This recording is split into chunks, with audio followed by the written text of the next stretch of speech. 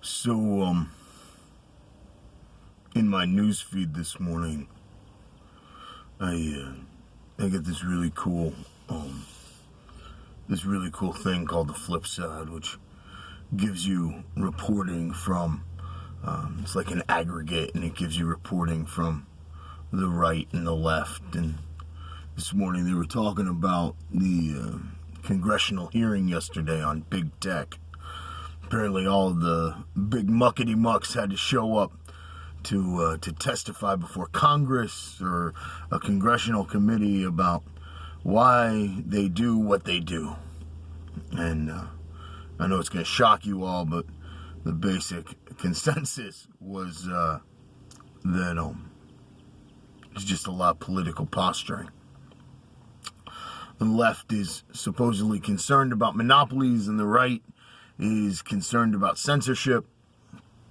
And near as I can tell, what everybody wants is regulation, which I find really amusing.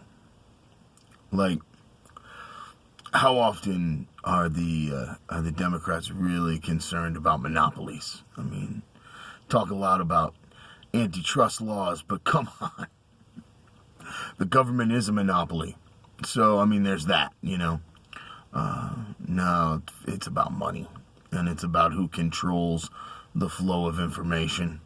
And sadly, it seems like the Republicans are on the exact same boat. And I say sadly because traditionally Republicans are all about deregulation. We got to deregulate everything. If we deregulate it, then it'll work better.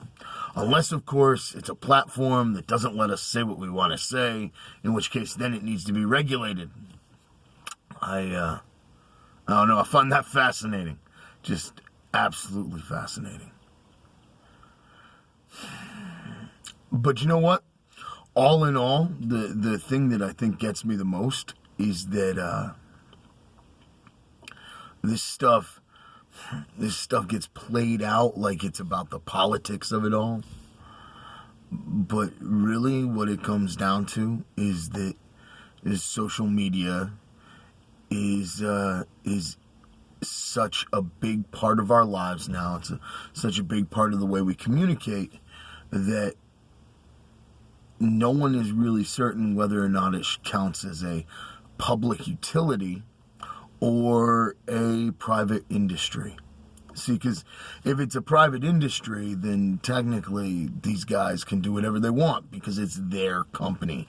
I know that's a shocking thought, but we still live in a society where your stuff is your stuff, at least legally, and at least legally until the cops come and tell you otherwise. But if it's a public utility, you know, that's different. Then it's under government control. But I think we've slipped so far into the world where we all think that we're entitled to whatever we want. Everything in our mind, we treat it like it's a public utility. Like, okay, so the algorithms on Facebook or YouTube or Instagram, whatever, they disfavor conservative viewpoints. Maybe they do. Why are you surprised? If you went on the Bill Maher show and tried to say something conservative, he'd disfavor your viewpoint too. It's because it's the Bill Maher show. You know what these guys support. I know what they support. We all still use the platform.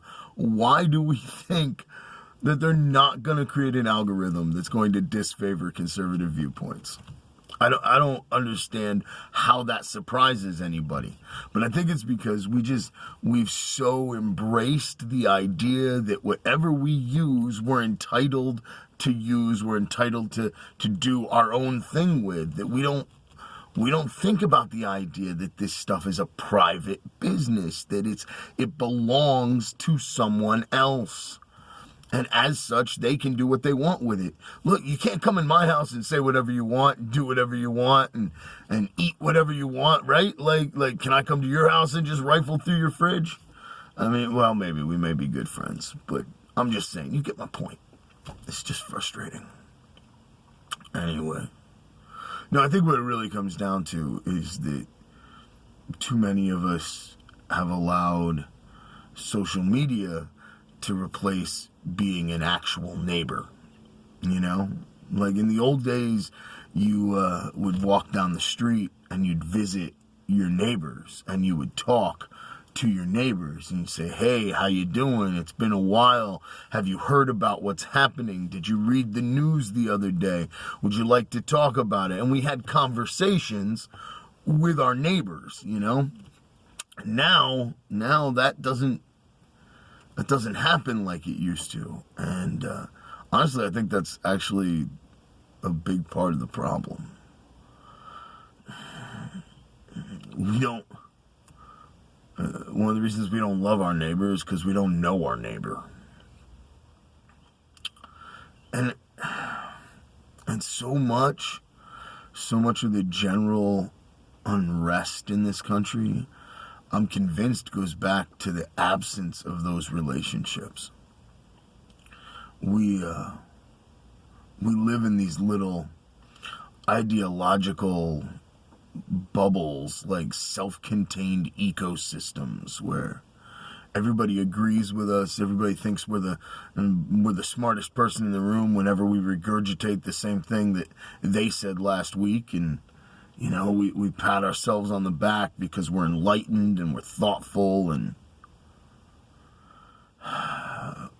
the problem is that the older generation, which has the stories that the younger generation needs to hear, who has the wisdom that the younger generation needs to listen to, they're not telling those stories. The younger generation aren't seeking out the older generation to hear those stories. There's a breakdown in those lines of communication that make a community a community.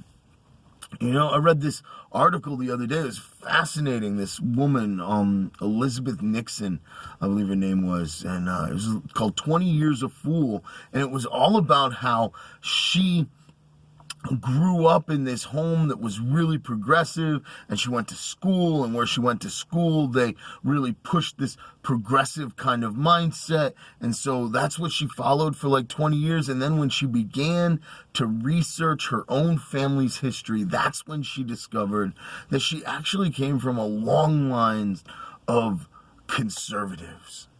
Now, they were not conservatives in the sense that most people today think of conservatives. They were conservatives in the sense that they were committed, faithful Christian people. They started a church everywhere they went. They started a school everywhere they went.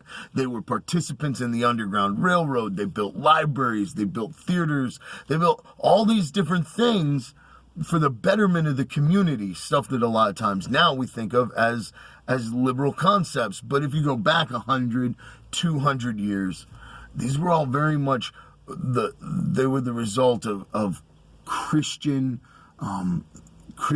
ethic in everyday life.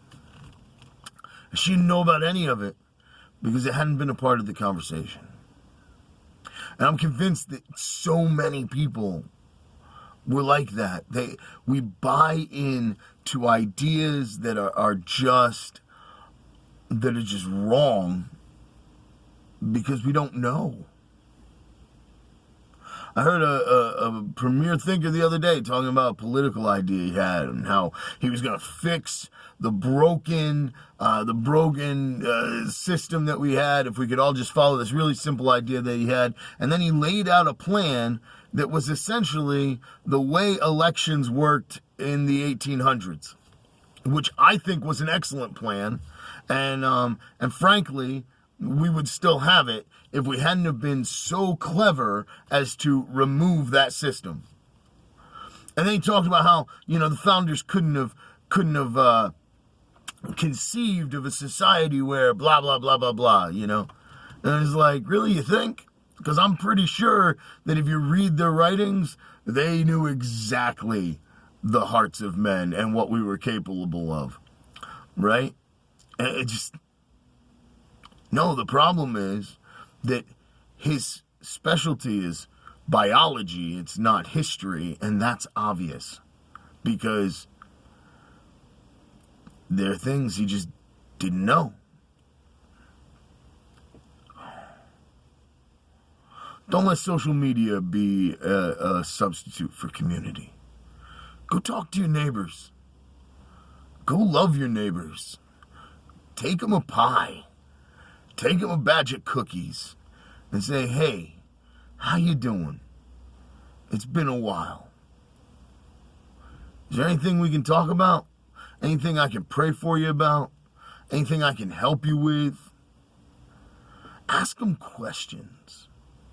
Where were you when? Do you remember when?